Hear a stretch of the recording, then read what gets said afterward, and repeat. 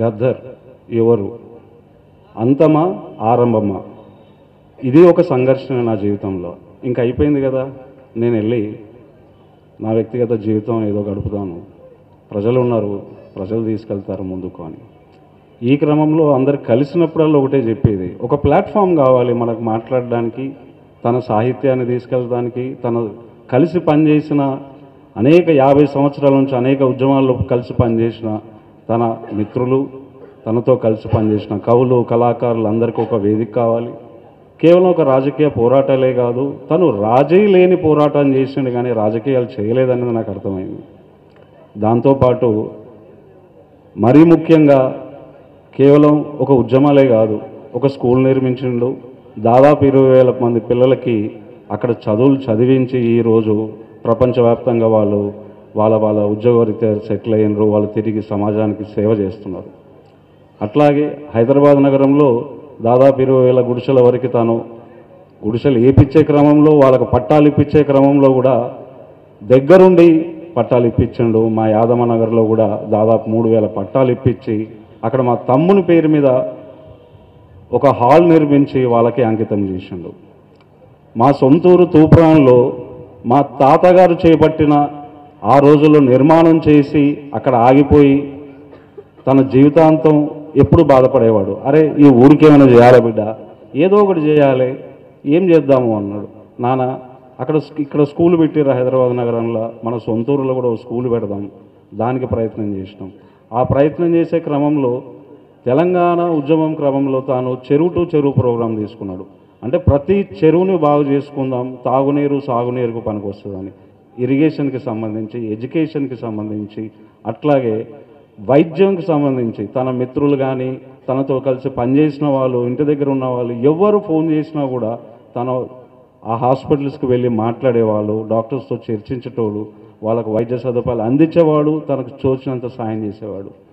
ఉద్యమాలతో పాటు ఎన్ని సామాజిక కార్యక్రమాలు చేపట్టిన నాన్న నేను ఏం తీసుకెళ్ళను, ఎట్లా తీసుకుపోవాలని ఈ క్రమంలో ఈ సంఘర్షణలో సరే ముందుకు ఒక అడుగేస్తాను, ప్రజల కోసం గద్దర్ ఫౌండేషన్ ఒక ప్లాట్ఫామ్, దానికి తోడుగా తను చేసిన సామాజిక కార్యక్రమంలో ప్రజల్ని కలుపుకొని పోతానని ఒక నిర్ణయానికి వచ్చి దాన్ని ముందుకు తీసుకొచ్చిన ప్రజలారా.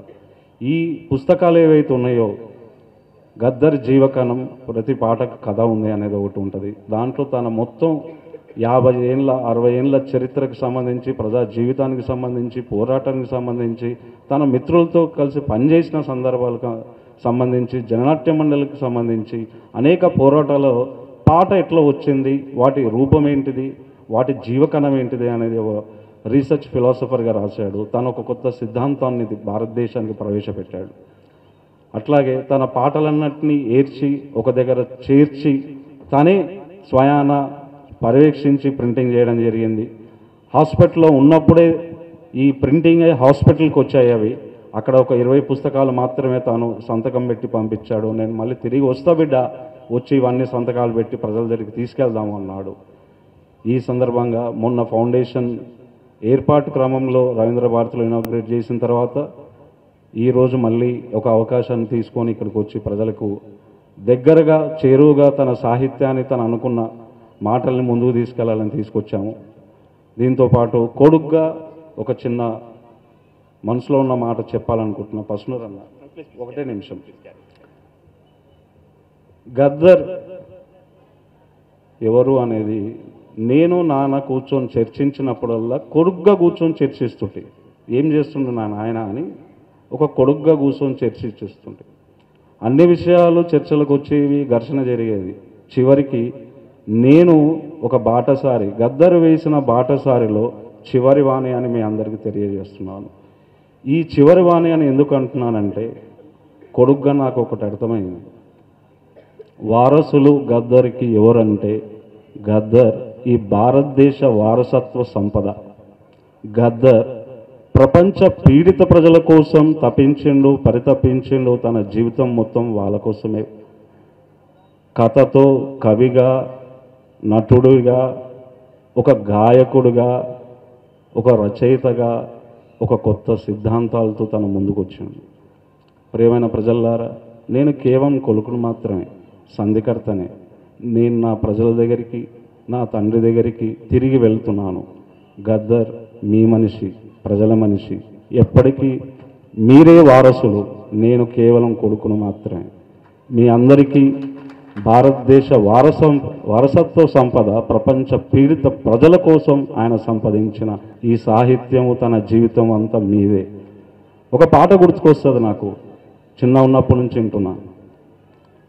ఆ పాట నక్సల్బరీ ఉద్యమాన్ని గురించి రాసినప్పుడు చాలా గొప్పగా ఉంటుంది. అది ఎట్లొస్తుందంటే, సంపుకున్న మీరే సాదుకున్న మీరే అని. చాలా పెద్ద పాట, చాలా గొప్ప పాట. దాంట్లో ఈ ఒక్క మూలకణాన్ని తీసుకొని గద్దరన్నని తిరిగి తన పూర్తి సాహిత్యము, తన జరిగిన చర్చలు, తన తను రాసుకున్న లెటర్లు కానీ, తను రాసుకున్న జీవితం కానీ ఖచ్చితంగా ఎన్ని ఆటుపోట్లున్నా కూడా నేను మీ ముందుకు తీసుకొస్తాను. అది చర్చలకు పెడతాను ప్రజల ముందు. దాంతోపాటు ఏవైతే నాన్న సామాజిక కార్యక్రమాలు చేపట్టిండో వాటిని కూడా అందరినీ కలుపుకొని, ఫౌండేషన్ ఇనాగ్రేషన్ రోజే చెప్పాను, భారతదేశం మొత్తం తన ప్రభావితం ఉంది. పాత తరం నుంచి తీసుకొని ఈ తరం వరకు అందరినీ